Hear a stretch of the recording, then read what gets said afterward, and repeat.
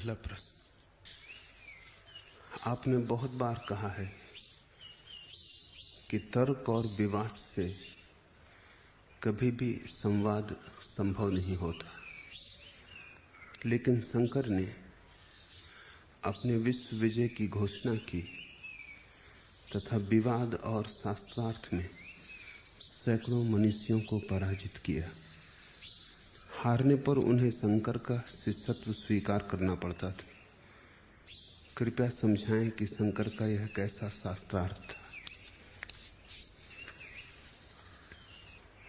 तर्क और विवाद, तर्क और खंडन से न तो कभी कोई संवाद हुआ है न हो सकता है। संवाद का अर्थ है दो हृदयों की बातचीत, विवाद से अर्थ है दो बुद्धियों का टकराव। संवाद से अर्थ है दो व्यक्तियों का मिलन, विवाद से अर्थ है दो व्यक्तियों का संघर्ष। संवाद में कोई हारता नहीं, दोनों जीत जाते हैं। विवाद में कोई जीतता नहीं, दोनों हार जाते। लेकिन मजबूरी थी और शंकर को विवाद करना पड़ा, क्योंकि विवाद के पूर्व संवाद का कोई उपाय ही न था। शंकर ने सत्य को समझाने के लिए विवाद नहीं किया, लेकिन लोग अपनी बुद्धियों में, अपने अहंकारों में, अपने पांडित्य में इस भांति भरे थे कि जब तक उनका पांडित्य तोड़ा न जाए, उनकी बुद्धि पराजित न हो, वे धूल धूसरित होकर गिरे न, तब तक वे हृदय की बात सुनने को राजी भी न थे। तो शंकर ने विवाद से उन्हें सत्य नहीं समझाया, विवाद से केवल उनके अहंकार को झुकाया। और जो झुकने को राजी हो जाए उससे फिर संवाद हो सकता है। शंकर का शास्त्रार्थ तो केवल निषेधात्मक था, वो तो एक लगे कांटे को दूसरे कांटे से निकालना था। तर्क से भरे हुए मन है, वे केवल तर्क की भाषा ही समझते हैं। पांडित्य से भरा हुआ मन केवल पांडित्य की भाषा समझता है। प्रेम की भाषा उसे सुनाई भी नहीं पड़ती, सुनाई भी पड़े तो उसमें कोई अर्थ नहीं मालूम होता, और मौन की भाषा का तो कोई सवाल ही नहीं। शंकर जब पैदा हुए तब इस देश का पांडित्य अपने शिखर पर था। उसी पांडित्य ने इस देश को बर्बाद भी किया।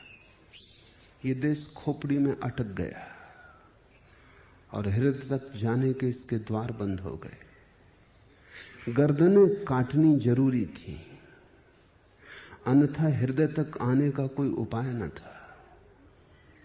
और बीमारी इतनी भयंकर हो गई थी कि औषधि काम नहीं कर सकती थी। शल्य चिकित्सा जरूरी थी, ऑपरेशन जरूरी था। काटे बिना कोई उपाय न था, मलहम पट्टी से इलाज होने वाला न था। बीमारी काफी दूर आगे निकल जा चुकी थी। तो शंकर को विवाद करना पड़ा, वो मजबूरी थी। शंकर विवादी नहीं है। शंकर और विवादी हों ये संभव ही नहीं है। शंकर का रस तर्क में नहीं है, अन्यथा वो भज गोविंदम जैसा गीत ना गाएं। उनके प्राण तो भजन गाने को बने थे। शंकर को ठीक अवसर मिलता तो वो नाचते। समय परिपक्व होता, लोग हृदय की भाषा समझते, तो शंकर ने तर्क किया ही ना होता। लेकिन देश बीमार था, पांडित्य अपनी आखिरी अवस्था में था, लोगों के सिर भारी थे, उनका बोझ उतारना जरूरी था। और पंडित केवल तर्क ही समझ सकता था। तर्क से पराजित हो तर्क से हारे तो शायद राजी हो हृदय की भाषा सुनने को। झुकाया शंकर ने लोगों को। और ध्यान रखना, जिसने सत्य को जाना हो वो तर्क का भी उपयोग कर सकता है हितकर दिशा में। जिसने सत्य को न जाना हो उसके हाथ में तो तर्क का उपयोग खतरनाक है। जिसने सत्य को न जाना हो उसके लिए तर्क ही सब कुछ हो जाता है, साध्य। जिसने सत्य को जाना हो वो तर्क को भी सत्य की सेवा में संलग्न कर देता है। जिसने सत्य को जाना हो वो तर्क को अनुचर बना लेता है। सत्य तर्क पर भी सवारी कर सकता है। साधारणतः तर्क छोटे बच्चों के हाथ में पड़ गई तलवार है। उससे वे दूसरों को भी नुकसान पहुंचाते हैं और अंततः अपने को भी नुकसान पहुंचाएंगे। लेकिन ज्ञानी के हाथ में तर्क, समझदार के हाथ में तलवार है। उससे किसी को नुकसान न पहुंचेगा। हाँ, दुर्घटना के क्षणों में किसी की रक्षा हो सकती है। शंकर ने तर्क का सम्यक उपयोग किया। जहर भी औषधि बन जाता है समझदार के हाथ में। जहर जहर नहीं है, अगर समझदारी हो तो उसका भी उपयोग हो सकता है। और शंकर ने बहुमूल्य उपयोग किया। देश में एक कोने से लेकर दूसरे कोने तक वे घूमे और जहां जहां उन्हें लगा कि कोई रुग्ण चित्त बुद्धि में अटक गया है और हृदय की भाषा विस्मृत हो गई है, जहां जहां उन्हें लगा कोई प्रतिभा शब्दों में उलझ गई है और शून्य के फूल तक पहुंचने का द्वार बंद हो गया है, जहां जहां उन्हें लगा कि कोई शास्त्र में दब गया है और छटपटा रहा है, वहीं वहीं उन्होंने विवाद किया, तर्क का उपयोग किया, शास्त्रार्थ किया। ये सिर्फ भूमिका है। जैसे ही कोई शास्त्रार्थ में हारा, वैसे ही शंकर ने उसे शिष्यत्व में नियोजित किया। वो दूसरी बात मूल्यवान है, असली बात वही है। तर्क में जैसे ही कोई हारा, उसकी हार का उन्होंने उपयोग कर लिया। उस हार के क्षण में जब अहंकार बिखरा, चौंका व्यक्ति, तर्क काम न आए, बुद्धि ने साथ ना दिया, असहाय हुआ, डूबने लगा। नाव ने, शंकर ने दूसरी नाव सामने कर दी कि तर्क की नाव डूबती है, डूबने दो, मेरे पास और भी नाव है, हृदय की नाव, प्रेम की, भक्ति की। ऐसे ही क्षणों में उन्होंने गाया होगा, भज गोविंदम, भज गोविंदम, भज गोविंदम मूढ़ मते। ये मूढ़ पंडितों से ही कहा है उन्होंने। अगर तुम ठीक से समझो तो शास्त्रार्थ किया ताकि तुम्हारी मूढ़ता काटी जा सके।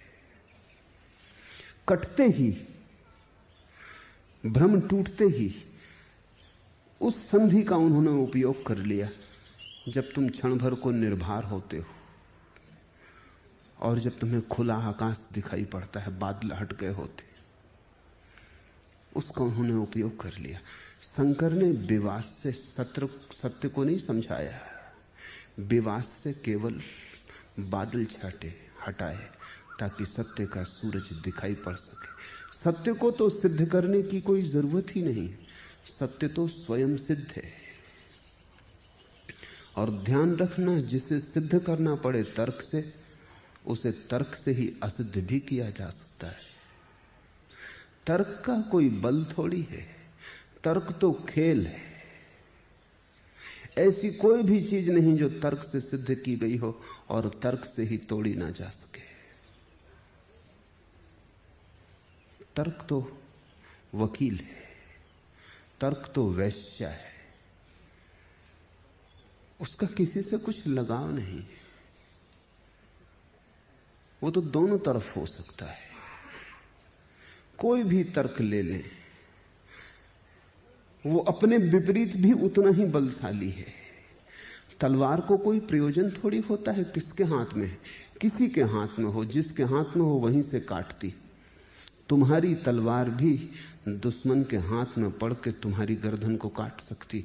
तुम ये न कह सकोगे कि मेरी तलवार और मुझे ही काटती। तलवार किसी की नहीं है, तर्क भी किसी का नहीं है। इसलिए तर्क पर जिन्होंने भरोसा किया, एक ना एक दिन वो पाएंगे कि कागज की नाव में सवार थे।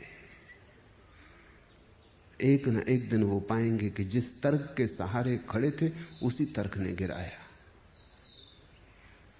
तुम अगर मानते हो ईश्वर को तो तुम कहते हो कोई बनाने वाला होना चाहिए संसार का। ये तुम्हारा तर्क है कि बिना बनाए संसार कैसे बनेगा। नास्तिक पूछता है परमात्मा को किसने बनाया। तर्क उसका भी वही है। तुम कहते हो बिना बने संसार कैसे बनेगा, इसलिए परमात्मा होना चाहिए। वो कहता है फिर परमात्मा को किसने बनाया, क्योंकि बिना बनाए परमात्मा भी कैसे हो सकता है। वही पूछ रहा है, कुछ भेद नहीं है तुम्हारे उसके तर्क में। तुम आस्तिक मालूम पड़ते हो, वो नास्तिक मालूम पड़ता है। मेरे देखे दोनों समान है, क्योंकि दोनों का भरोसा एक ही तर्क पर है, और वो तर्क ये है कि कोई चीज बिना बनाए कैसे हो सकती। नास्तिक से तुम नाराज हो जाते, तुम कहते हो चुप रहो, परमात्मा को किसी ने भी नहीं बनाया। नास्तिक यही कहता है जब परमात्मा को किसी के बिना बनाए बनने की सुविधा है तो संसार को बिना बनाए बनने की सुविधा क्यों नहीं। तर्क वही है। नास्तिक आस्तिक में इसलिए कोई भी जीत नहीं पाता। जीतोगे कैसे? तुम दोनों के तर्क समान हैं। तर्क से कभी कुछ सिद्ध नहीं होता। जो है वो अतर्क है, जो है वो सिद्ध ही है, वो सेल्फ एविडेंट है, स्वयं सिद्ध है।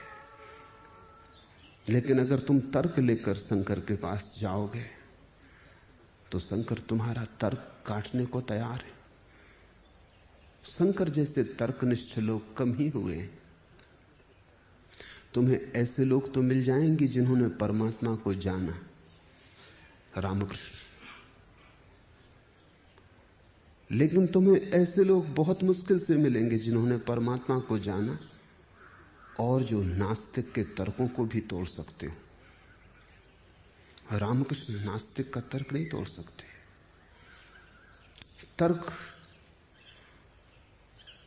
के जगत में उनकी कोई गति नहीं। वे सीधे शुद्ध भाव के व्यक्ति। विवेकानंद तोड़ सकते हैं, लेकिन विवेकानंद का सत्य का कोई अनुभव नहीं। शंकर ऐसे हैं जैसे रामकृष्ण और विवेकानंद एक साथ, एक ही व्यक्तित्व में। उन्होंने जाना है जैसा रामकृष्ण ने जाना, और जो उन्होंने जाना है उसके पक्ष में वे सारे तर्क संयोजित कर सकते हैं जो विवेकानंद कर सकते हैं बिना जाने। शंकर जैसे व्यक्ति अनूठे हैं। पर ध्यान रखना, शंकर को समझने में भूल हो गई है। जिन पंडितों को तोड़ने में शंकर ने जीवन श्रम किया, उन्हीं पंडितों ने शंकर को भी पंडित समझ लिया है। वो पंडित यही कहे चले जाते हैं कि शंकर ने दिग्विजय की। शंकर सुनते होंगे तो हंसते होंगे। तर्क की जीत भी कोई जीत है। किसी को तर्क से हराना भी कोई हराना है, क्योंकि तर्क से हारा हुआ चुप हो जाता है, हारता नहीं है। ध्यान रखना, तुम किसी के सामने बड़े तर्क खड़े कर दो तो हो सकता है वो उतने बड़े तर्क न जुटा पाए, तो वो चुप हो जाता है। लेकिन वो भीतर भीतर कहता है ठहरो, खोजेंगे कोई उपाय। तर्क से हराना ऐसे ही है जैसे किसी की छाती पर तलवार रख दो और वो झुक जाए, लेकिन भीतर तो अड़ा ही रहेगा, प्रतीक्षा करेगा उचित अनुकूल समय की, जब तुम्हारी छाती पे तलवार रख दे। तलवार से हारा हुआ कहीं हारता है? सिर्फ प्रेम से हारा हुआ हारता है, क्योंकि जब तक भीतर न झुक जाए हृदय, तब तक सब झुकना व्यर्थ है। तो शंकर ने तर्क से तो केवल तर्क ही काटा। जो तर्क से जी रहे थे उनको तर्क से पराजित किया। लेकिन उस पराजय के क्षण में शंकर ने बता दिया कि तुम्हारे तर्क भी व्यर्थ हैं, मेरे भी व्यर्थ हैं। तुम्हें कांटा लगा था इसलिए मैंने कांटे से कांटा निकाल दिया। मेरा कांटा तुमसे ज्यादा मूल्यवान नहीं है, और भूल के भी मेरे कांटे को अपने घाव में मत रख लेना, अन्यथा यह भी उतनी ही पीड़ा देगा जितनी तुम्हारा कांटा दे रहा था। कांटा भी कोई मेरा तुम्हारा होता है, दोनों को फेंक दो। यही था उनका शिष्यत्व। बुद्धि से हट जाओ, भाव के निकट आओ। सत्य को खोजना है विचार करके नहीं, सत्य को खोजना है भावना से, सत्य को खोजना है तर्क शास्त्र सिद्धांत से नहीं। सत्य को खोजना है हृदय को खोलकर। हृदय का फूल जब खिलता है तो सत्य का सूर्य उस पर चमकता है। खिले हुए हृदय के फूल पर सत्य की किरणें नाचती हैं। शिष्यत्व का यही अर्थ था। लेकिन जो और तरह से न समझ सकते थे, शंकर ने उन्हें उनकी ही भाषा में समझाया। शंकर अनूठे व्यक्ति हैं, और अनूठे व्यक्तियों के संबंध में नासमझी बहुत आसान है, क्योंकि वे तुम्हारी समझ की सामान्य कोटियों के पार पड़ते। लोगों को लगा कि ये भी तार्किक है, महातार्किक है, लेकिन महातार्किक कहेगा भज गोविंदम, कि नाचो गाओ परमात्मा का गीत गाओ। तार्किक कहेगा, महातार्किक कहेगा, संभव नहीं। ये तो बड़ी ही गहन हृदय से उठी हुई वाणी है। ये तो कोई परमात्मा का प्रेमी कह सकता है, तार्किक नहीं। इसे स्मरण रखो। आपने बहुत बार कहा कि तर्क और विवाद से कभी संवाद संभव नहीं होता, कभी संभव नहीं होता। तर्क और विवाद से शंकर ने संवाद की भूमि साफ की। तुम विवाद से भरे थे, विवाद से गिराया। तुम तर्क से भरे थे, तर्क से तोड़ा। इसे केवल भूमि को साफ करना है, फिर भाव के भक्ति के बीज बोए। अनेक लोगों को यह विचार उठता रहा है कि शंकर विरोधाभासी है। विरोधाभासी नहीं है। विरोधाभासी ऐसे ही लगते हैं जैसे कि तुम्हारे पड़ोस में कोई आदमी अपना मकान गिरा रहा हो, तो एक दिन तुम देखते हो कि वो मकान गिराने में लगा है।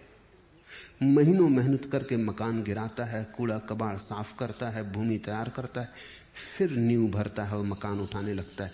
क्या तुम कहोगे ये आदमी विरोधाभासी? एक दिन मकान तोड़ता है, दूसरे दिन बनाता है। विरोधाभासी तो है, लेकिन क्या तुम कहोगे ये विरोधाभासी है? नहीं, तुम जानते हो, क्योंकि नया मकान बनाना हो तो पुराना गिराना पड़ता है। इस विरोध में भी विरोध नहीं है।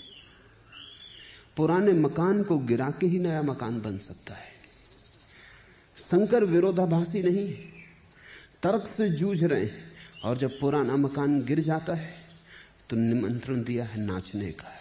तुम कहोगे ये विरोधाभासी, पहले विचार और तर्क की बात करता था, अब नाचने और भाव की बात नहीं। तर्क से केवल पुराने को गिराया था, भाव से नए को बना रहे। तर्क से जमीन साफ की थी, भाव के बीज बो रहे। कुछ विरोध नहीं। लेकिन शंकर ने अपने विश्व विजय की घोषणा की, और यह घोषणा भी शंकर ने नहीं की। ये घोषणा उन्होंने की जो शंकर के पीछे थे, लेकिन शंकर को समझ नहीं पाए। पीछे होने से ही कोई समझ नहीं लेता। किसी के भी पीछे चलना बहुत आसान है, अनुयायी होना बहुत कठिन है। पीछे चलने में भी कोई बड़ी कला है। पीछे तो तुम किसी के भी चल सकते हो, अनुकरण में कोई कला नहीं है। अनुगमन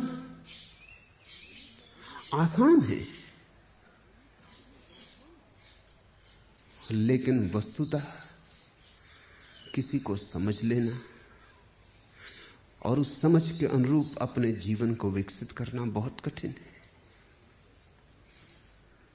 तो जो शंकर के पीछे चले उन्होंने घोषणा की है शंकर के विश्व विजय की, वो अब भी कर रहे हैं। शंकराचार्य पुरी के अब भी कर रहे हैं, करपात्री अब भी कर रहे हैं। वो अब भी कहे जाते हैं कि शंकर ने सारी दुनिया को हरा दिया। पुरी के शंकराचार्य अब भी कहे चले जाते हैं कि वो जगत गुरु हैं। शंकर की वो घोषणा नहीं है,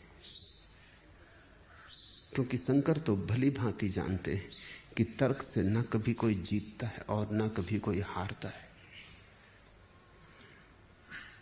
तर्क से केवल इतना ही सिद्ध होता है कि दूसरे का तर्क तुमसे कमजोर था, तुम थोड़े ज्यादा कुशल हो, लेकिन दूसरा कल ज्यादा कुशल होकर आ सकता है। तर्क की जीत कोई जीत नहीं। शंकर भली भांति जानते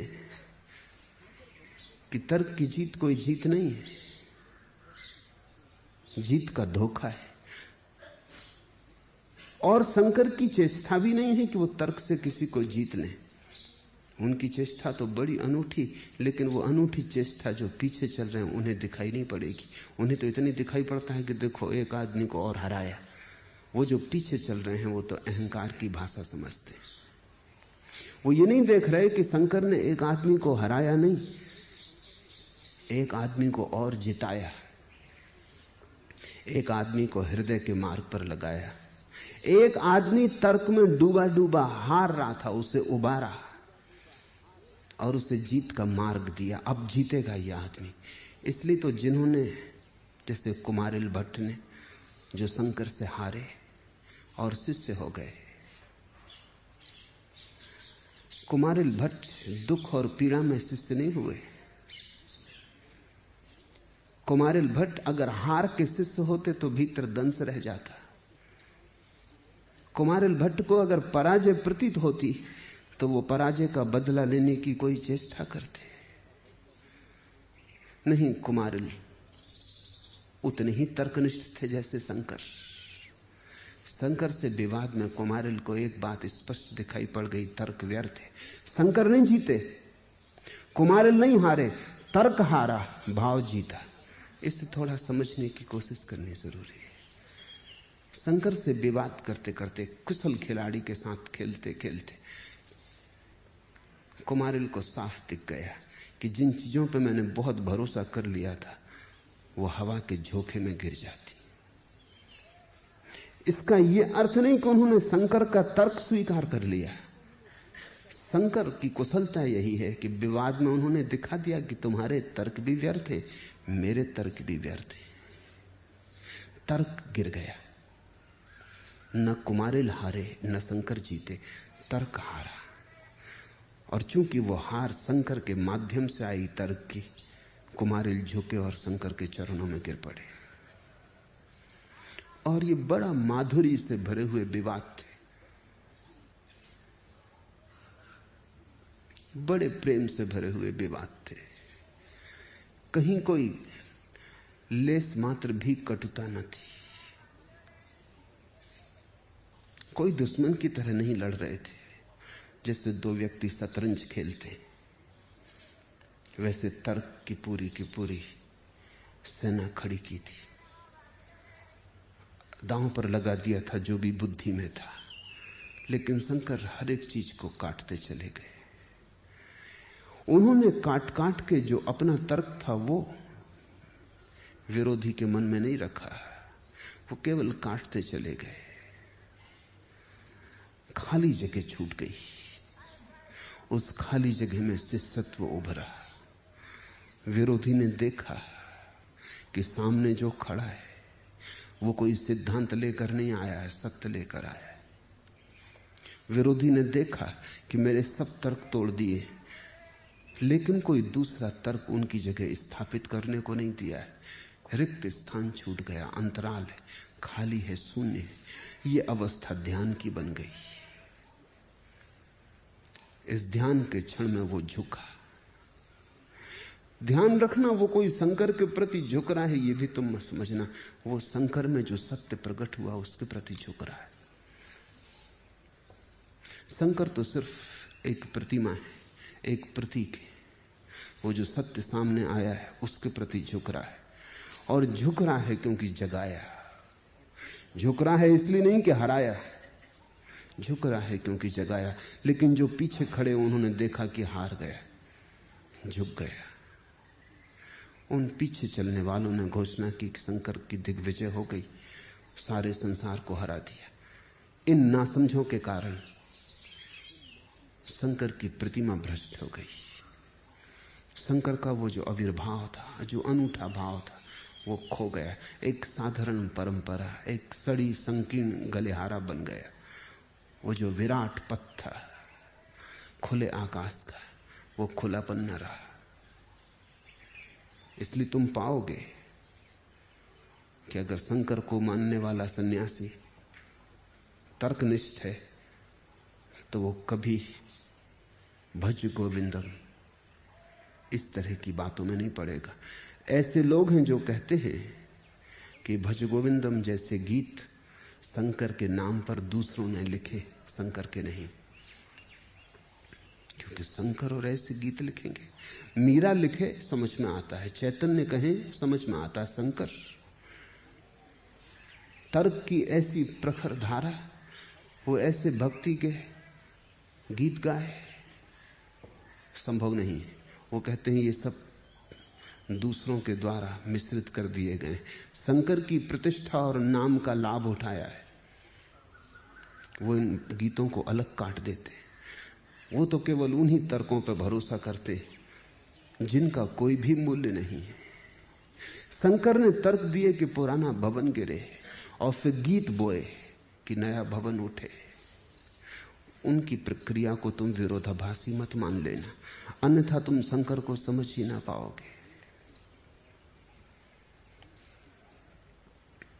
शंकर ने अपने विश्व विजय की घोषणा कभी नहीं की। जानने वाले महत्वाकांक्षी नहीं होते, जानने वाले अहंकारी नहीं होते। ये विजय की घोषणाएं बड़ी बचकानी, ये छोटे छोटे बच्चों की बातें। यहां कौन जीतने को है, कौन हारने को है? शंकर को दिखाई पड़ता है एक ही परमात्मा है, अनेकता भ्रम है, एकता सत्य। कौन जीतेगा, कौन हारेगा? हारेगा तो भी परमात्मा हारेगा, जीतेगा तो भी परमात्मा जीतेगा। जब वही जीत रहा है और वही हार रहा है तो विश्व विजय की घोषणा कौन करेगा? नहीं, शंकर ऐसी भूल नहीं कर सकते, और की हो तो शंकर दो कौड़ी के, फिर कोई मूल्य नहीं रह जाता। शंकर ने जगाया है, हराया नहीं। और विवाद और शास्त्रार्थ में सैकड़ों मनीषियों को पराजित किया नहीं, सैकड़ों मनीषियों को मनीषी बनाया। उसके पहले तक झूठी मनीषा से उलझे थे, खोटे सिक्के को संभाले बैठे थे। असली सिक्का दिखाया। स्वभाव था असली सिक्का दिख जाए तो खोटा खोटा हो जाता है, और कोई उपाय भी नहीं खोटे को खोटा करने का। अगर तुम हाथ में एक खोटा सिक्का लिए बैठे हो तो क्या उपाय है समझाने का कि ये खोटा है? असली चाहिए, असली की तुलना में ही खोटा हो सकेगा। शंकर ने असली प्रकट किया, उसके प्रागट्य में खोटा खोटा हो गया। ये विवाद पश्चिम में चलते विवादों जैसे नहीं थे। ये विवाद आज पूरब में भी जो विवाद चलते हैं ऐसे विवाद न थे। ये विवाद बड़ी मधुरिमा से भरे थे। ये विवाद बड़े सत्यान्वेषणियों के विवाद थे। विवाद दो तरह से हो सकता है। एक तो तुम जो कहते हो वो सही है क्योंकि तुम कहते हो, तुम और गलत हो सकते हो। जो कहते हो उसका बहुत मूल्य नहीं है, तुमने कहा है इसलिए सही होना ही चाहिए। तब विवाद व्यर्थ विवाद है। लेकिन तुम सत्य की जिज्ञासा करते हो। तुम ये नहीं कहते कि मैंने जो कहा है वो सत्य होना चाहिए। तुम कहते हो अब तक मैंने जैसा जाना है उसमें मुझे ये सत्य मालूम पड़ता है।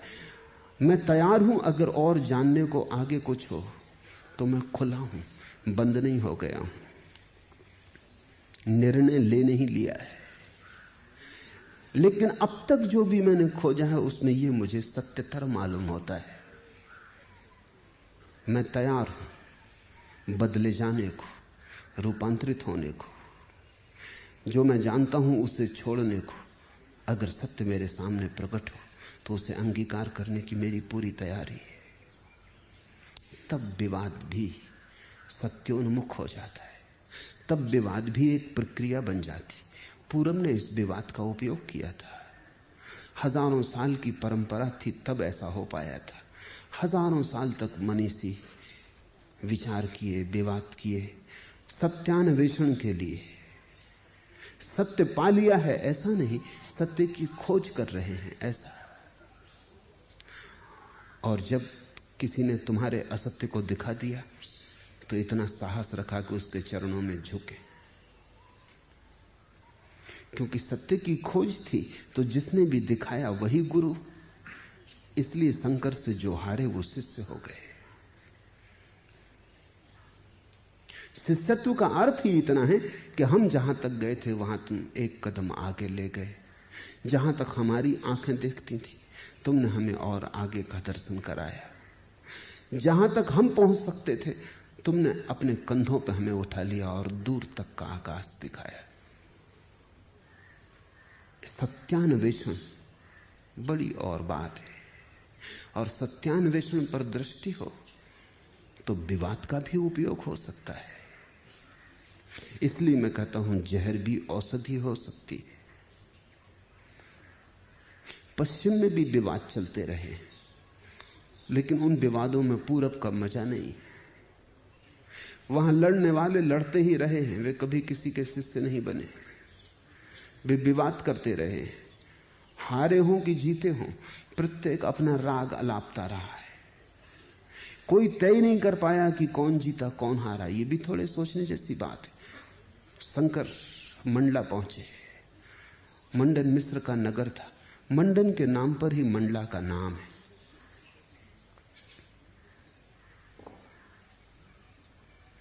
गांव में प्रवेश पर उन्होंने कुएं पर पानी भरती स्त्रियों से पूछा कि मंडन मिस्र का घर कहां है। वो हंसने लगी। उन्होंने कहा यह भी कोई पूछने की बात है, तुम पहचान ही लोगे, उस घर की हवा बता देगी। उस घर के सामने टंगे तोते भी उपनिषद के वचन बोलते हैं। उस घर के पास की हवा पुरातन है, प्राचीन है, पावन है। ये कोई पूछने की बात है। स्त्रियां हंसने लगी। उन्होंने कहा अजनबी तुम जाओ, वो घर तुम्हें अपने आप बुला लेगा। उस घर को कोई पूछता है? शंकर उस द्वार पर पहुंचे। बात सच थी। पक्षी द्वार पर बैठे गीत गा रहे थे जिनमें उपनिषद और वेदों के वचन थे। शंकर भीतर गए और उन्होंने निमंत्रण दिया। मंडन ख्यातिलब्ध व्यक्ति थे, शंकर से उम्र में बड़े थे, शंकर से ज्यादा उनका यश था, शंकर से ज्यादा उनके शिष्य थे। शंकर ने निमंत्रण दिया कि मैं विवाद के लिए आया हूं, सत्यान्वेषण के लिए आपसे जूझना चाहता हूं। स्वागत हुआ, घर में ठहराए गए। ये कोई दुश्मन तो न था। मंडन ने कहा तुम युवा हो, इसलिए हम समतुल नहीं। मेरा अनुभव बहुत है, तुम अभी जवान हो। शंकर की उम्र कोई 30 साल रही होगी, मंडन कोई 50 पार कर चुके थे। मैं तुम्हारे पिता की उम्र का हूं, इसलिए ये लड़ाई समतुल नहीं है। तो मैं तुम्हें एक सुविधा देता हूं, न्यायाधीश तुम चुन लो। कौन निर्णय करेगा कौन जीता कौन हारा? तुम अभी जवान हो, तो तुम चुन लो, जो भी तुम ठीक समझो वो निर्णय देगा। ये बड़े प्रेम की लड़ाई थी, कोई झगड़ा न था। बूढ़े ने ज्यादा सुविधा दी जवान को, बेटी की तरह स्वागत किया। शंकर ने बहुत खोजा, लेकिन कोई जो मंडन की प्रतिष्ठा का हो उसी को न्यायाधीश बनाया जा सकता है। मंडन की पत्नी के सिवा कोई समझ में ना आया। तो कहा कि आपकी पत्नी, भारती उसका नाम था, वो वही निर्णय करे। ये कोई झगड़ा था? इसको तुम झगड़े की भाषा में समझ सकते हो, क्योंकि पत्नी अगर निर्णय करेगी तो पति की तरफ झुक सकती। ये डर बिल्कुल स्वाभाविक होना चाहिए अगर विवाद दुश्मनी का हो, लेकिन विवाद बड़े प्रेम का था, सत्यान्वेषण का था। पत्नी निर्णायक बनी और विवाद के बाद पत्नी ने निर्णय दिया कि मंडन हार गए, शंकर जीत गए। लेकिन पत्नी ने कहा रुको, यह हार अभी अधूरी, क्योंकि मैं अर्धांग। तुमने अभी आधे मंडन को जीता, अब तो मुझे मुझसे विवाद करना पड़ेगा। ये बात बड़ी मजाक की थी, लेकिन बड़ी मधुर थी। बात तो ठीक थी, शंकर भी इंकार न कर सके, क्योंकि पत्नी अर्धांग है तो अभी आधे मंडन हारे। अब ये झंझट हो गई। पत्नी ने निर्णय तो दे दिया कि मंडन हार गए। जिस पत्नी ने यह निर्णय दिया होगा वो भी अनूठी रही होगी, क्योंकि पति को हराना इतना आसान। लेकिन उसने कहा कि एक बात रह गई अधूरी, तुम्हें मुझे भी हराना पड़ेगा। शंकर ने स्वीकार किया विवाद को, और भारती ने जो सवाल पूछे शंकर मुश्किल में पड़ गए, क्योंकि उसने कोई ब्रह्म ज्ञान की बात न पूछी। वो तो समझ गई, इस विवाद को देख लिया था कि मंडन हार गए। ये युवा दिखाई युवा पड़ता है, ये सनातन पुरातन मालूम होता है, ये तो सनातन पुरुष है। ब्रह्म की बात करनी फिजूल है, उसमें तो मंडन को हारते उसने देख ही लिया था। और मंडन निश्चित ही भारती से ज्यादा जानते थे। भारती इसलिए तो उनके प्रेम में पड़ी थी, उनकी पत्नी बनी थी, उनके चरणों की सेवा की थी। उनको हारते देख के तो साफ ही हो गया था। उसने प्रश्न पूछे काम वासना के संबंध में। शंकर युवा है, 30 साल उनकी उम्र है, अविवाहित है, मुश्किल में डाल दिया। शंकर ने कहा 6 महीने की सुविधा चाहिए, क्योंकि मैं तो अविवाहित हूं, ब्रह्मचारी हूं, प्रेम जाना नहीं, काम जाना नहीं। तो अभी जो भी उत्तर दूंगा वो अनुभव से आए हुए न होंगे, और अनुभव से जो उत्तर ना आए वो भी कहीं सार्थक हो सकता है। शास्त्र मैंने पढ़े। शंकर ने कहा कि जैसे मंडन ने शास्त्रों से पढ़ के ब्रह्म के संबंध में बातें की और हारे, ऐसा ही अगर मैं काम वासना के संबंध में बातें करूंगा वो शास्त्रों की होंगी, और पक्का है कि मैं हारूंगा, तू जीत जाएगी। तू जानती, हमने केवल सुना है, हमारा ज्ञान शास्त्रीय है, तेरा अनुभव का है। 6 महीने का वक्त चाहिए ताकि मैं भी अनुभव लेकर लौट आऊं। ये विवाद बड़े प्रेमपूर्ण थे। भारती ने कहा ये बिल्कुल उचित है, तुम 6 महीने की छुट्टी पर हो, तुम जाओ और अनुभव करके लौट आओ। कहानी बड़ी अजीब है। शंकर बड़ी दुविधा में पड़ गए। ब्रह्मचर्य का व्रत लिया है, गुरु को वचन दिया है, अब जाके विवाह करें या कोई स्त्री खोजें तो सारा जीवन का ढांचा बदल जाए। तो कथा कहती है कि शंकर ने शरीर को छोड़ा और एक मृतक की देह में प्रविष्ट हुए। एक राजा मर रहा था, उसके प्राण निकले और शंकर प्रविष्ट हुए। 6 महीने उसकी देह में रहकर उन्होंने शरीर और काम वासना का अर्थ समझा। जब 6 महीने बाद वो वापस लौटे तो भारती ने उनकी तरफ देखा और कहा विवाद की कोई जरूरत नहीं, तुम जान के ही आए हो, बात खत्म हो गई, मुझे भी अपना शिष्य स्वीकार कर लो। ये कोई दुश्मनी की बातें न थी, ये बड़े प्रेम में, बड़े गहन सहानुभूति में, एक दूसरे के प्रति अपार श्रद्धा, अपार भाव से हुई घटनाएं थी। मंडन और भारती शंकर के शिष्य हो गए। शंकर ने किसी मनीषी को पराजित किया ऐसा नहीं, मनुष्यों को मनीषा दी। वो जो हारे हुए बैठे थे उन्हें जगाया और चेताया। जिनके घर में अंधेरा था उनके घरों में रोशनी की। इसलिए जो उनके चरणों में झुका वो हार के नहीं झुका, हारने की पीड़ा वहां न थी। अहोभाव से झुका, धन्यवाद से झुका, गहन अनुकंपा के भाव से झुका।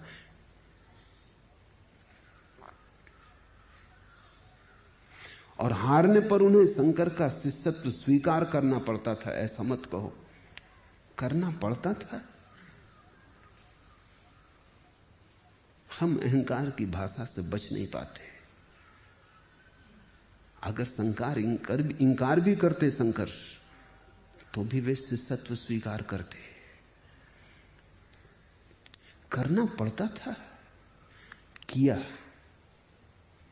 अहोभाव से किया, नाचते हुए किया। वो झुकना कोई हार का झुकना न था, वो झुकना तो बड़ी समझ में हुआ था। वो समर्पण था, पराजय न थी। उस झुकने में वे आनंदित हुए थे। उस झुकने में पहली बार वे प्रतिष्ठित हुए थे। उस झुकने में उन्होंने पहली बार जाना जीवन का अर्थ, परमात्मा की पहली झलक पाई। उन चरणों में उन्हें परमात्मा के चरण मिले।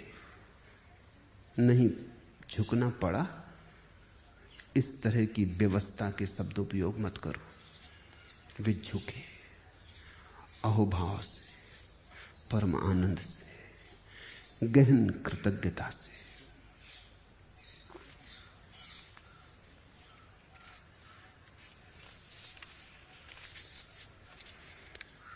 दूसरा प्रश्न, साधारण जन के पतन की बात तो समझ में आती है, लेकिन त्याग, वैराग्य, तप और साधना के पथ पर चलने वाला व्यक्ति भी जो कि मंजिल के करीब पहुंच चुका है, क्यों कर उसका पतन की खाई में गिरना संभव हो पाता है? साधारण जन तो पतित हो ही नहीं सकता, गिरेगा कहां? समतल भूमि पर चलने वाला गिरेगा भी तो गिरेगा कहां? पहाड़ों के शिखरों पर जो चढ़ने की कोशिश करता है वही गिर सकता है। गिरने के लिए पर्वत शिखर चाहिए, और पर्वत शिखरों के पास छिपी हुई खाइयां हैं, खड्डे। समतल भूमि पर, राजपथ पर चलने वाला गिरेगा भी तो क्या गिरेगा? गिरा ही हुआ है। साधारण जन कभी पतित नहीं होता, क्योंकि अब और पतित होने को जगह कहां। इसलिए तुम जब पूछते हो कि साधारण जन के पतन की बात तो समझ में आती, तब तुम समझे नहीं। साधारण जन का पतन कैसे होगा? साधारण जन तो जीता ही उस बिंदु पर है जिसके नीचे और पतन संभव नहीं। वो तो 0 डिग्री पर जीता ही है। वो तो आखिरी जगह जीता ही है। खाई खड्ड को ही उसने घर बनाया है। सिर्फ गिरते हैं असाधारण जन, जो शिखर पर चढ़ने का अभियान करते, जो ऊंचाइयों पर जाने का प्रयत्न करते, जो स्वीकार करते हैं चुनौती ऊंचाई की, जो खाई में रहने को राजी नहीं होते, और जो कहते हैं जब तक हम स्वर्ण मंडित शिखरों को न पालें तब तक जीवन व्यर्थ है। जो खाई के अंधेरे में सरकने को घर बनाने को राजी नहीं होते, जो कहते हैं हम तो पंख खोलेंगे और उड़ेंगे आकाश में। दूर की यात्रा पर जो जाते हैं, जितनी दूर की यात्रा उतना ही खतरा पतन का। हमारे पास एक शब्द है योग भ्रष्ट। तुमने कभी भोग भ्रष्ट शब्द सुना? भोग भ्रष्ट का कोई अर्थ ही नहीं होता। योग भ्रष्ट सार्थक है। योग भ्रष्ट का अर्थ है ऊंचाई पर चढ़ने की कोशिश की थी, चूक गए। चूकने का खतरा सदा साथ है। शायद उसी डर से तो बहुत से लोग ऊंचाई पर चढ़ने की कोशिश नहीं करते, अपने को समझा लेते हैं, खाई खड्ड को ही ऊंचाई मानने लगते हैं, ऊंचाई की बात ही भूल जाते हैं, शिखरों की तरफ देखते ही नहीं, क्योंकि उनके देखने से चुनौती मिल सकती है। मैंने सुना है कि जिन देशों में पक्षी दूर से, पहाड़ी पक्षी, जंगली पक्षी दूर की यात्रा करके आते हैं,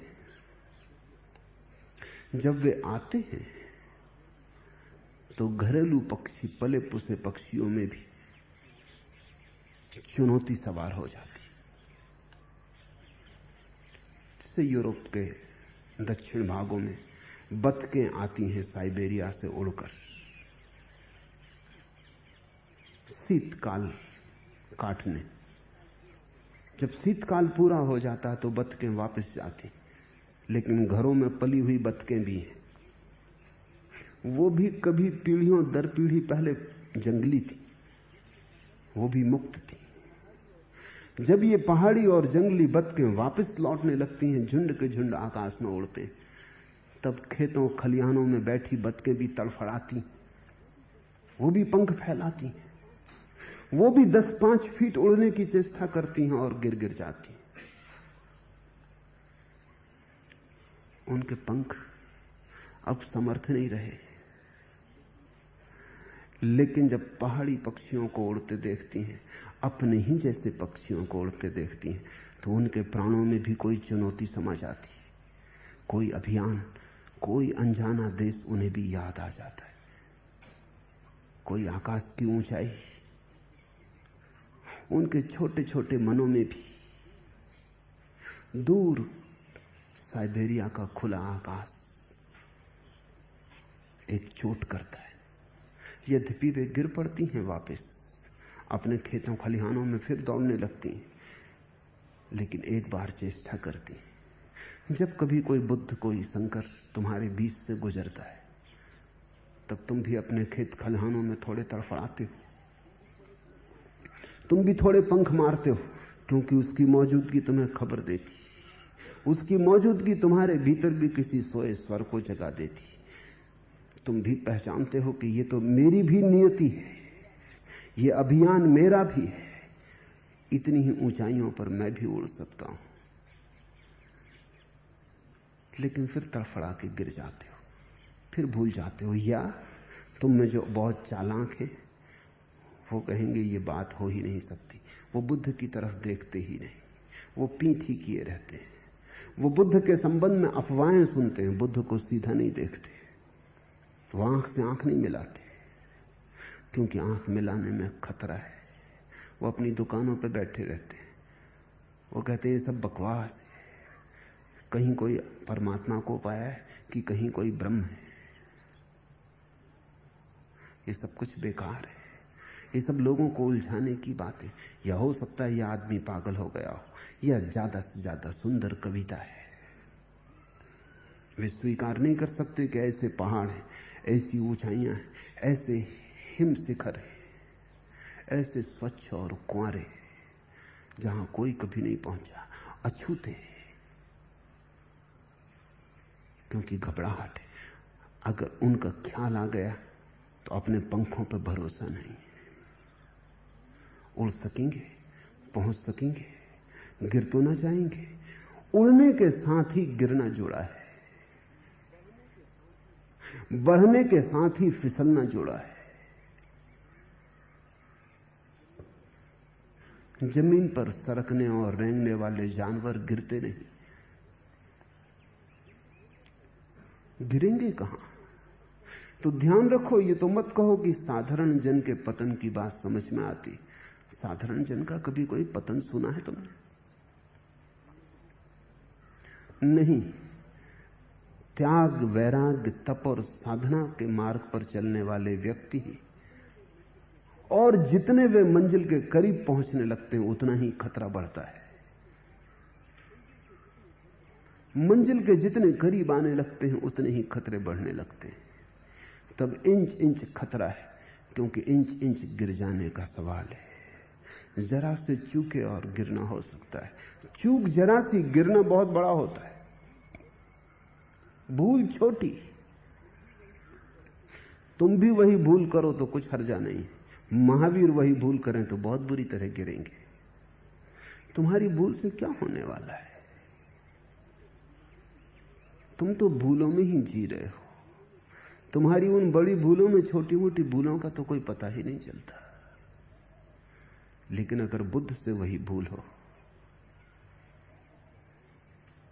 बुद्ध एक गांव से गुजर रहे हैं, आनंद उनके साथ है, वे कुछ बात कर रहे हैं। एक मक्खी आके उनके कंधे पर बैठ गई, उन्होंने उसे उड़ा दिया जैसे कि कोई भी उड़ा दे। फिर रुक गए, सहम गए, जैसे कि कोई बड़ी भूल हो गई हो। फिर उन्होंने हाथ उठाया, होशपूर्वक कंधे के पास ले गए और मक्खी को उड़ाया जो अब वहां थी ही नहीं। आनंद ने पूछा, आप ये क्या कर रहे हैं? बुद्ध ने कहा, मैंने बेहोशी में उड़ा दी। होशपूर्वक उड़ाना चाहिए। मक्खी भी होशपूर्वक उड़ानी चाहिए, क्योंकि अगर मक्खी उड़ाने में बेहोशी हो सकती तो किसी और चीज में भी हो सकती। इतनी छोटी सी बात कि मक्खी उड़ाने में बेहोशी की बात करते रहे और मक्खी उड़ा दी। अब इसमें भूल भी क्या हो गई थी? न तो मक्खी मर गई, न कोई हिंसा हो गई, न कुछ हुआ। इसमें क्या चिंता की बात है? लेकिन चिंता की बात बुद्ध को है। इतनी सी कालख भी उनकी शुभ्र चादर पर बहुत कालख हो जाएगी। तुम्हारी काली चादर पर कुछ भी पता ना चलेगा। इसलिए तो लोग ऐसे कपड़े खरीदते हैं जो गंदे हो जाएं तो पता ना चले। सफेद कपड़े पर तो कालख तत्क्षण दिखाई पड़ती।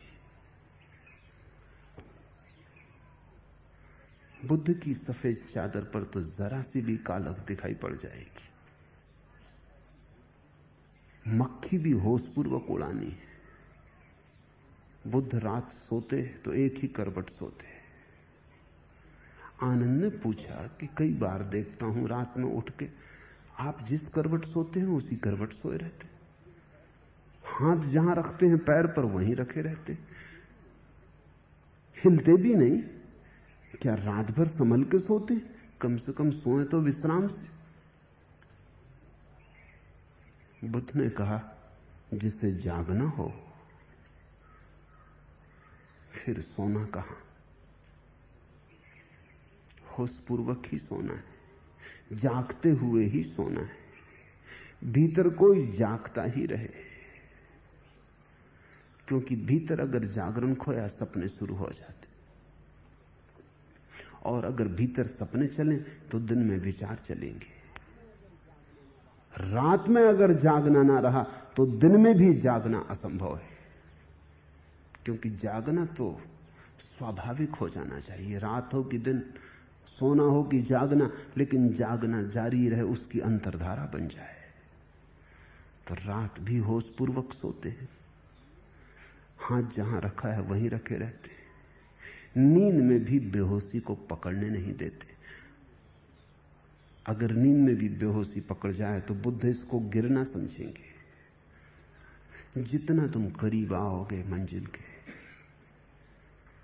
उतना ही खतरा बढ़ता जाता है। गौरी शंकर के करीब जितना पहुंचोगे उतना ही खतरा बढ़ता जाता। ऊंचाई बढ़ गई और शिखर छोटा होने लगा, संकीर्ण होने लगा। ठीक गौरी शंकर पर तो एक ही आदमी खड़ा हो पाता है, इतनी ही जगह। अभी जो जापानी महिलाओं का दल गौरी शंकर पर गया, उसके बाद चीन ने दावा किया कि हमारा भी एक दल वहां पहुंचा। 2 दिन पहले, और दल में 7 यात्री थे, 7 गौरीशंकर पर पहुंचे। तो जापानी महिलाओं ने इस बात का इंकार किया क्योंकि वहां 7 आदमी एक साथ खड़े ही नहीं हो सकते, शिखर छोटा होता जाता है। तो ये तो तुम्हारा साधारण गौरीशंकर है, बुद्धों के गौरीशंकर की क्या कहोगे? वहां तो इतनी संकीर्ण जगह हो जाती कि तुम अकेले भी खड़े नहीं हो सकते, तुम्हारा अहंकार भी बचेगा तो जगह से गिर जाओगे। वहां तो तुम भी शून्य हो जाओगे तो ही खड़े हो पाओगे। उस पूर्णता के शिखर पर केवल शून्य ही टिक सकता है। जरा सा अहंकार, जरा सी अस्मिता और पतन हो जाए। इसे स्मरण रखो, जितना बढ़ते हो उतना गिरने का खतरा लेते हो। लेकिन ये चुनौती स्वीकार करने जैसी है। इसी से तो तुम्हारी गरिमा प्रकट होगी, इसी से तो तुम महिमावान बनोगे। गिरने का डर है, कोई हर्जा नहीं। 1000 बार गिरना भी पड़े तो भी कोई हर्जा नहीं। शिखरों को छूना ही, क्योंकि जब तक तुम छू न लोगे तब तक कोई तृप्ति संभव नहीं है। जब तक तुम परमात्मा को अपने भीतर न पालोगे तब तक तुम कुछ और पालो, तुम भिखारी ही रहोगे, तुम्हारी तृप्ति ना होगी, संतुष्टि ना होगी। सुख असंभव है जब तक कि तुम वह न हो जाओ जो कि तुम अंततः हो सकते हो। जब तक कि तुम्हारा पूरा भविष्य वर्तमान न बन जाए, जब तक कि तुम्हारे सब फूल खिल न जाएं, एक भी अनखिला फूल न रह जाए, तब तक तुम आनंद को उपलब्ध न हो सकोगे। इसलिए आनंद के लिए हमारा एक शब्द है प्रफुल्लता। प्रफुल्लता का अर्थ है फूल का पूरा खिल जाना। उस पूरे खिलाव में ही आनंद है। उस रत्ती भर कम पर भी राजी मत होना, अन्यथा तुम दुखी रहोगे और नरक में रहोगे। साधारण जन गिरने से बच जाता है, लेकिन जीता अंधेरे में, पीड़ा में, दुख में। गिरने का खतरा मोल लो। दुख में सड़ने की बजाय सुख की एक झलक भी बहुमूल्य है। जमीन पर सरकने की बजाय आकाश में एक बार का उड़ना भी पर्याप्त तृप्तिदायी है। तुम्हें एक बार भी तुम आकाश में उड़ लो तो अपने पंखों पर भरोसा आ जाए। निश्चित ही बहुत बार गिरना होगा, बहुत बार उठना होगा, लेकिन हर गिरना एक शिक्षण है और हर उठना नया बल है। जितनी बार तुम गिरोगे उतनी ही गिरने की संभावना कम होती जाएगी, क्योंकि तुम उठने में कुशल होते जाओगे। लंबी यात्रा है और परमात्मा मंजिल है। छोटे से राजी मत हो जाना, जल्दी संतुष्ट मत हो जाना। राह के किनारे बैठ के आंख बंद मत कर लेना और सोचने मत लगना कि मंजिल आ गई। बहुतों ने यही किया है, क्योंकि यात्रा कष्टपूर्ण है। सुविधापूर्ण है राह के किनारे बैठ जाना, चलने में तपश्चर्या है, श्रम है, खून पसीना बनेगा, अपने को दांव पर लगाना पड़ेगा। जीवन एक जुआ है, उसमें जो बड़े जुआरी हैं वही परमात्मा तक पहुंच पाते।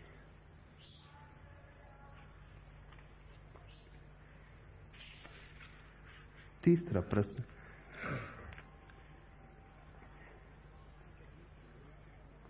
तथाकथित सन्यासी धर्म के नाम पर दुकानदारी करते हैं और आपने अपने सन्यासियों को अपनी अपनी दुकानें चालू रखने को कहा है। यह विरोधाभास जैसा है, कृपया इसे स्पष्ट करें। जरा भी विरोधाभास नहीं है। तथाकथित सन्यासी धर्म के नाम पर दुकानदारी करते हैं क्योंकि उनको उनकी दुकान से तोड़ लिया गया है और अभी वे पके न थे। अभी दुकान करने का मन था और मंदिर में बिठा दिए गए, वो मंदिर को दुकान में बदल देते। इसलिए मैं अपने सन्यासियों को उनकी दुकान से नहीं तोड़ता। मैं कहता हूं अगर मंदिर को दुकान में बदलना हो तो बेहतर है दुकान को मंदिर में बदल लेना। मैं उन्हें दुकान से नहीं तोड़ता, क्योंकि तोड़े गए सन्यासियों को मैं देख रहा हूं कि उन्होंने मंदिर को दुकान बना लिया है। जब तक तुम्हारे भीतर से दुकान का रस ही ना चला जाए, दुकान से तोड़ना व्यर्थ है। और रस ही चला गया हो तो तोड़ने की जरूरत क्या है? तुम दुकान पे बैठे बैठे ही मंदिर बना लोगे। ध्यान रहे, अगर मंदिर दुकान में बदल सकता है तो दुकान मंदिर में क्यों नहीं बदल सकती? दोनों प्रक्रियाएं एक जैसी हैं। मैं दूसरी पर जोर दे रहा हूं कि अगर बदलनी ही हो तो दुकान को मंदिर में बदलना, और अगर अभी दुकान में रस हो तो हर्जा कुछ भी नहीं है, जारी रखना। कम से कम मंदिर तो भ्रष्ट होने से बचेगा। मैं चाहता हूं तुम परिपक्व हो जाओ। तुम जहां हो वहीं परिपक्वता आ जाए, और परिपक्वता मूल चीज है, बाकी तो सब ठीक है। और जीवन में बड़े सवाल हैं।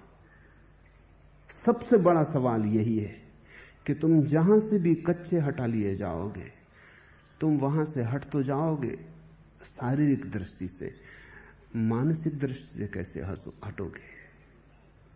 और मन में जो तुम रस ले जाओगे वो रस तुम्हारे साथ रहेगा, और तुम जहां भी रहोगे वो रस अपने संसार को फिर खड़ा कर लेगा। बीज तुम्हारी वासना में है, तुम्हारी परिस्थिति में नहीं, तुम्हारी मनस्थिति में। संन्यास आंतरिक क्रांति है। वो इस बात की उद्घोषणा है कि मैं भीतर अपने को अब बदलूंगा। और मैं मानता हूं कि जितनी सुविधा बाजार में है बदलने की, उतनी हिमालय पर नहीं। क्योंकि बाजार में प्रतिपल मौके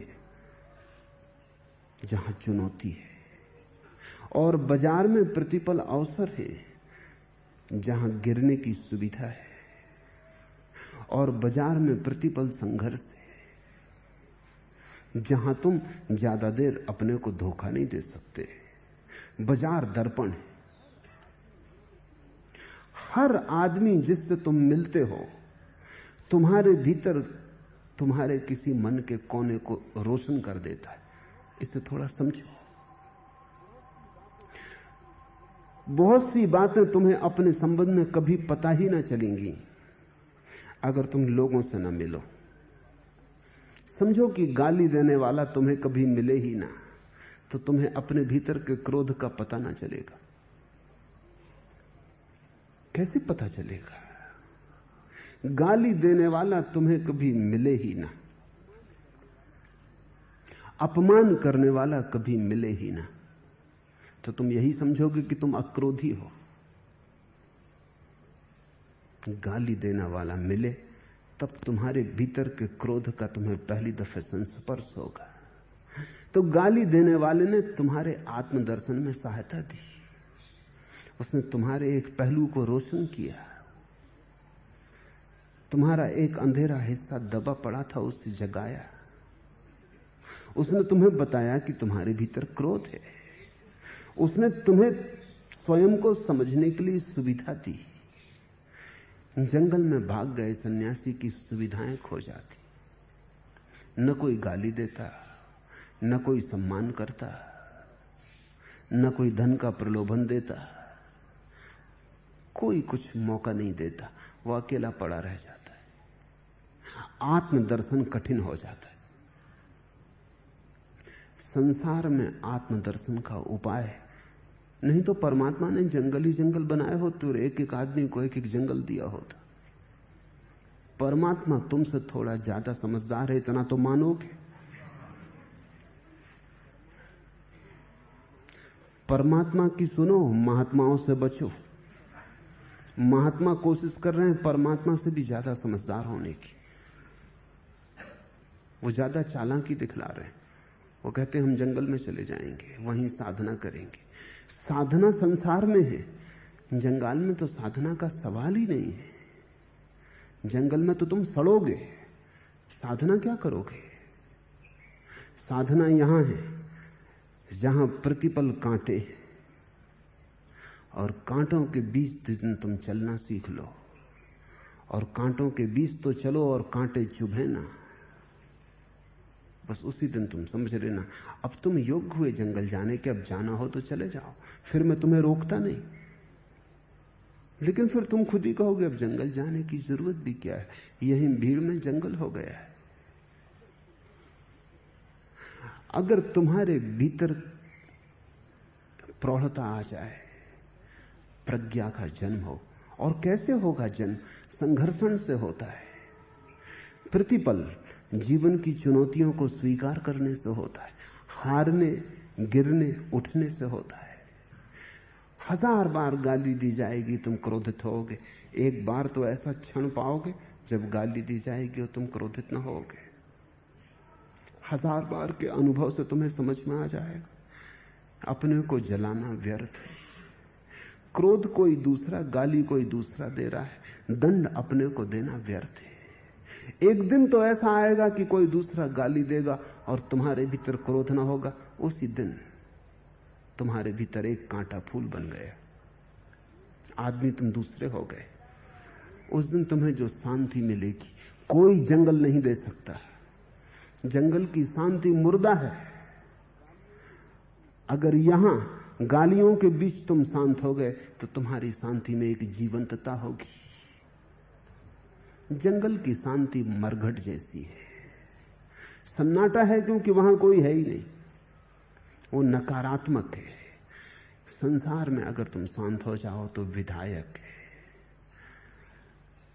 जंगल की शांति मरने जैसी है, संसार की शांति बड़ी जीवंत है। और मैं तुमसे कहता हूं परमात्मा को पाना हो तो तुम भागना मत। भगोड़ों से परमात्मा का कभी कोई संबंध नहीं जुड़ता। कायरों से संबंध जुड़ भी कैसे सकता है? चुनौती स्वीकार करने वाला साहस चाहिए। माना कि साहस में गिरना भी होता है, चोट भी खानी होती, लेकिन वही मार्ग है, वही एकमात्र मार्ग है, और कोई मार्ग नहीं है। तुमने कभी ख्याल किया, बहुत सुविधा संपन्न घरों के बच्चे बुद्धिमान नहीं होते, हो नहीं सकते, चुनौती नहीं। सारे बुद्धिमान बच्चे उन घरों से आते हैं जहां बड़ा संघर्ष करना पड़ता है, जहां छोटी छोटी बात को पाना मुश्किल है। करोड़पतियों के बच्चे अक्सर व्यर्थ होते हैं। हेनरी फोर्ड अपने लड़कों को सड़क पर जूता पॉलिश करने भिजवाता था। वो कहता था अपने जेब का खर्च तुम खुद ही पैदा करो। दुनिया का सबसे बड़ा अरबपति, पड़ोसियों ने भी उससे कहा कि जाती ही तुम क्या करवा रहे हो? उसने कहा कि मैंने खुद जूते पॉलिश कर कर के पैसा कमाया है। जो मेरे जमाने में धनपति थे भीख मांग रहे हैं, मैं भिखमंगा था, मैं आज दुनिया का सबसे बड़ा करोड़पति हो गया हूं। मैं अपने बच्चों को भिखमंगा नहीं बनाना चाहता, इसलिए उन्हें जूते पर पॉलिश करने सड़क पर भेजता हूं। वो आदमी होशियार था, वो आदमी कुशल था। धनपतियों के बच्चे अक्सर मुर्दा हो जाते, गोबर गणेश हो जाते। उनको खोदो तो गोबर ही गोबर पाओगे, गणेश कहीं भी ना मिलेंगे। क्योंकि जीवन की चुनौती नहीं, संघर्षण नहीं है। अगर बहुत सुरक्षा मिले और कोई संघर्ष ना हो तो रीढ़ टूट जाती। रीढ़ बनती ही संघर्ष में। जितना तुम संघर्ष लेते हो उतनी ही रीढ़ पैदा होती। उतने ही तुम मजबूत होते हो। संसार से भागने को मैं नहीं कहता, मैं संसार से जागने को कहता हूं। सन्यास भगोड़ापन नहीं है, सन्यास महान संघर्ष है जागरण का। और जहां चुनौती है वहां से हट मत जाना। हां, जब तक चुनौती का काम ही पूरा ना हो जाए तब तक तो टिके ही रहना, और जल्दी ही काम पूरा हो सकता है। अगर भागने की वृत्ति ना हो तो जल्दी ही जागना हो सकता है, क्योंकि वही शक्ति जो भागने में लगती है वही जागने में लग जाती है। मैं तुमसे उस शांति को नहीं कहता जो मरघट पर है, मैं तुमसे उस शांति को कहता हूं जो श्रम से अर्जित की जाती, मर के नहीं, जो महान रूप से जीवंत होकर उपलब्ध होती, विधायक। चौथा प्रश्न, ऐसा लगता है कि भज गोविंदम वानप्रस्थ अवस्था के लिए कहा गया है, लेकिन आप उसे सबके लिए कह रहे हैं। वानप्रस्थ का अर्थ क्या होता है? वानप्रस्थ का अर्थ होता है जंगल की तरफ मुंह, सभी का है।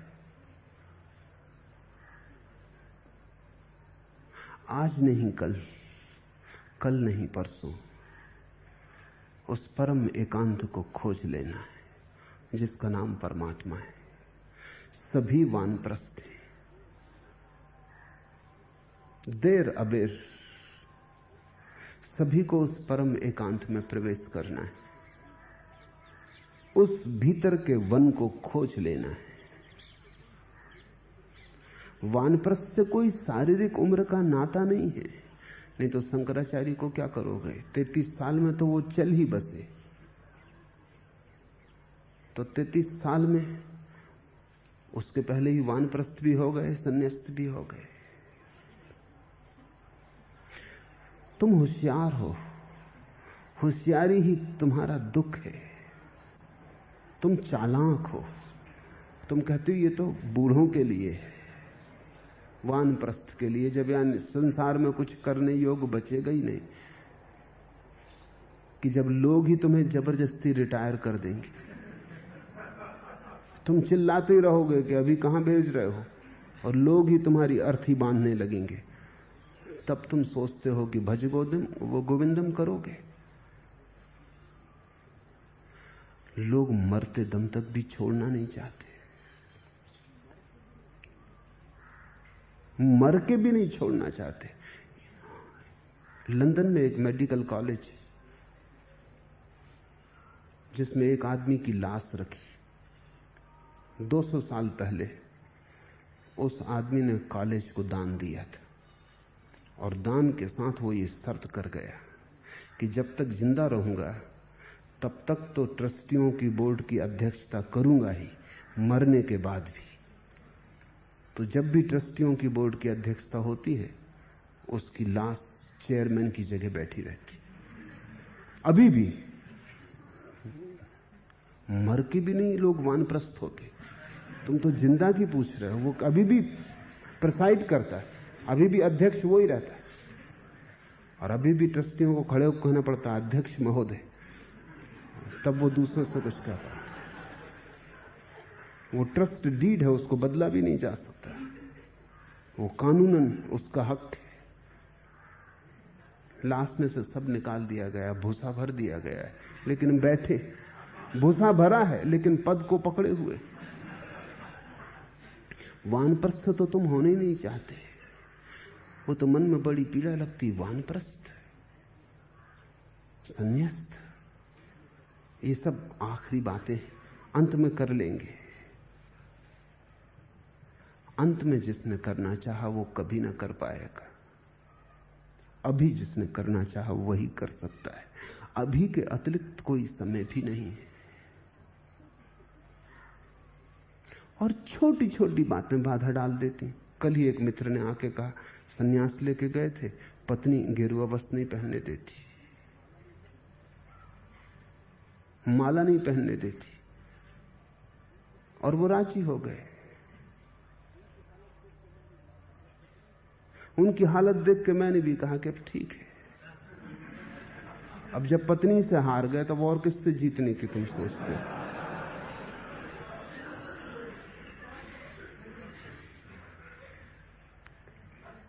जरा सा भी संघर्षण,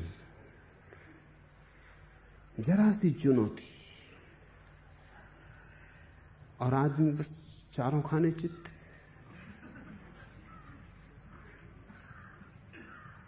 मैं तुमसे कह रहा हूं कि अभी समय है,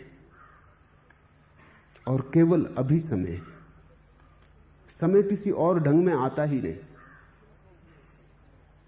अगर तुम इस क्षण का उपयोग कर सको और तुम्हारी चेतना वन की तरफ उन्मुख हो सके, वन तो प्रतीक है, एकांत की तरफ उन्मुख हो सके, परमात्मा की तरफ उन्मुख हो सके, तो सन्यास का फल लगेगा। वानप्रस्थ तैयारी है सन्यास्त होने की। संसार की तरफ पीठ हो जाए, संसार में धीरे धीरे रस खो जाए, सुखों की दुख संसार का बराबर मालूम होने लगे, जीतो की हारो कोई फर्क ना रह जाए, तुम वानप्रस्थ हो गए। इसका शारीरिक उम्र से कोई भी संबंध नहीं है, इसका तुम्हारी मानसिक प्रौढ़ता से संबंध है। ये मानसिक उम्र की बात है। कई लोग हैं जो 80 वर्ष की उम्र में भी मानसिक उम्र उनकी 8-10 साल से ज्यादा नहीं होती, और कभी कभी ऐसा भी होता है कि 8-10 साल के बच्चे में भी 80 साल की मानसिक उम्र होती। ये तो चेतना की त्वरा और तीव्रता पर निर्भर है। शंकराचार्य ने 10 वर्ष की उम्र में जो वचन बोले वो लोग 100 वर्ष की उम्र में नहीं बोल पाते। शंकराचार्य ने 10 वर्ष की उम्र में उपनिषदों की जो परिभाषा की वो 100 वर्ष का आदमी भी नहीं कर पाता। ये तो त्वरा की बात है, तीव्रता की बात है, सघनता की बात है। अपने प्राण को पूरा जगाओ और अपनी पूरी शक्ति को उंडेल दो, तो तुम पाओगे इसी क्षण वानप्रस्थ हो गया, इसी क्षण संन्यास्त हो गया। लेकिन अगर तुम भागते रहे और बचते रहे और टालते रहे और स्थगित करते रहे कि कल देख लेंगे, आज सिनेमा देख लें, कल मंदिर हो आएंगे, अगर स्थगित ही करना हो तो सिनेमा को कर दो, बुढ़ापे में देख लेना, सिनेमा ही है, बुढ़ापे में देख लेना। लेकिन परमात्मा को तुम बुढ़ापे के लिए स्थगित कर रहे हो। जवानी तुम संसार को देते हो, बुढ़ापा परमात्मा को। तुम्हारे देने से पता चलता है कि मूल्य किसका है। जवानी तुम व्यर्थ को देते हो और बुढ़ापा परमात्मा को। जब शक्ति होती है तब तुम गलत करते हो, और जब शक्ति नहीं होती तब तुम कहते हो कि अच्छा करेंगे, अब करने का ही कुछ नहीं बचता, तब तुम कहते हो अच्छा करेंगे। जब मरने लगते हो तब तुम कहते हो समर्पण, और जब तक तुम पकड़ सकते थे तब तक तुमने कभी समर्पण की बात ना सोची। तुम किसे धोखा दे रहे हो? इसलिए तो शंकर कहते हैं आंख के अंधे। तुम किसे धोखा दे रहे हो? जब तक शक्ति है तब तक करो स्मरण, क्योंकि स्मरण के लिए महाशक्ति की जरूरत है। उससे बड़ा कोई कृत्य नहीं है। वो तुम्हारी समग्रता को मांगता है, वो तुम्हारे रोए रोए श्वास श्वास को मांगता है। जब तुम हाथ पैर जीन जर्जर हो जाएंगे, लाठी टेक के चलने लगोगे, आंख में दिखाई ना पड़ेगा, तब तुम स्मरण करोगे। तब तुमसे गोविंद की आवाज भी ना निकलेगी, तब तुम्हारा कंठ भी अवरुद्ध हो गया होगा। तब तुम कहोगे भी मुर्दा मुर्दा, वो परमात्मा तक पहुंचेगा। त्वरा चाहिए, बाढ़ चाहिए, जीवन की पूरी ऊर्जा को दांव पर लगा देने की हिम्मत, तैयारी चाहिए। वो आज ही हो सकता है। जिस दिन तुम्हें समझ आ जाए उसी दिन वानप्रस्थ।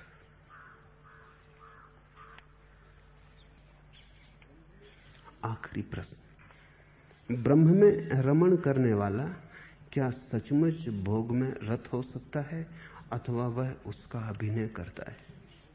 ब्रह्म में रमण करने वाला ही केवल भोग में रत होता है, वही केवल भोगता है परमानंद को, वही भोगता है। बाकी सिर्फ धोखे में ही कि भोग रहे हैं, बाकी तो खोटे सिक्के ढो रहे हैं, भोग के नाम पर दुख भोग रहे हैं। तुम्हारे भोग को अगर सार संक्षिप्त में कहा जाए तो दुख, वही तुमने भोगा है। और क्या भोगा है? कहते तुम हो कि हम सुख भोग रहे हैं, भोगते तुम दुख हो। ब्रह्म ज्ञानी ही केवल भोगता है। तेन तक तेन भुंजी था, जिन्होंने त्यागा उन्होंने ही भोगा। वो परमात्मा को भोगता है। तुम क्षुद्र को भोग रहे हो और क्षुद्र को भोग के महा दुख पा रहे हो। रामकृष्ण के पास एक दिन एक आदमी आया और उनके चरणों में उसने बहुत से रुपए रखे।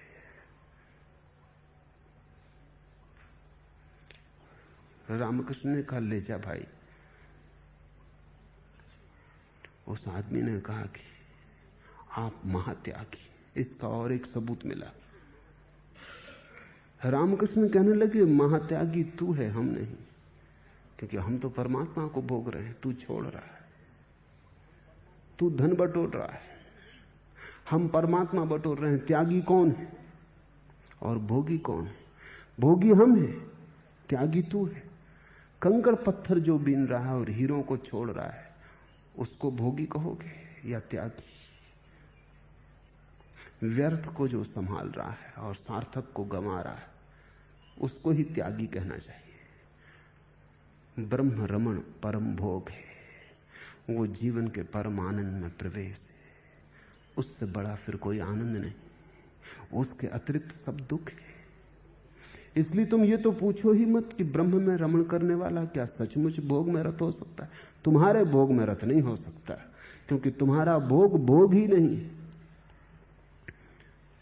वो भोग में ही रत है, लेकिन उसका और ही भोग है। उस भोग को जानने के लिए तुम्हें तुम्हारा अपना भोग खोना पड़े, होश जगाना पड़े। तुम सपने में हो, अभी भोगा तुमने कुछ भी नहीं, केवल भोग के सपने देखे। ब्रह्मज्ञानी को सत्य का भोग उपलब्ध हुआ है, परम भोग उपलब्ध हुआ है। आज इतना।